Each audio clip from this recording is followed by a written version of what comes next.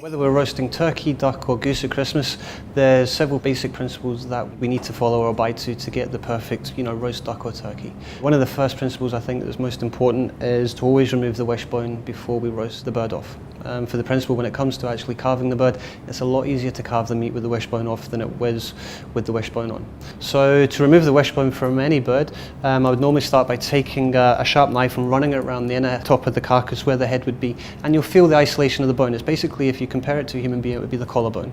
Once we've found the bone, all I do is I run the knife along either side of the bird, and then from there I take my fingers and I can twist the wishbone out and I can cleanly remove it from the carcass. It's always seasoned inside the carcass, never season the outer flesh of any carcass.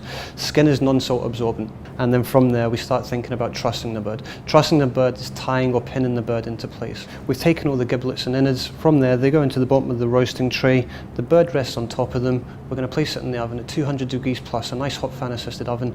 From there, as the colour starts to come on the outside of the bird, we're going to slowly reduce the temperature on the oven and increase the cooking time, and we'll leave that to do its thing. The duck now has had 1 hour and 20 minutes in the oven. It's lovely and crispy and golden. I'm going to take the duck out and we're going to rest it.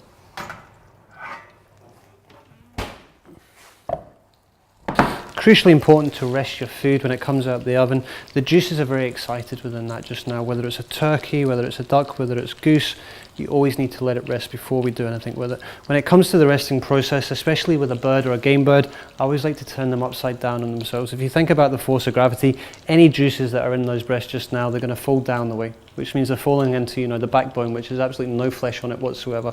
We turn the bird upside down, it means gravity is going to pull those juices actually through the breast meat, which means when we carve that duck, we're going to have lovely, moist, tender meat. So your duck roasted, rested and carved, you've still got all your juices at the bottom of the dish, which we can deglaze to create a lovely gravy with some red wine. You've got all the fats at the bottom of the pan as well. Next time you're doing your roast potatoes, keep them, cook your potatoes in it, tons of flavour.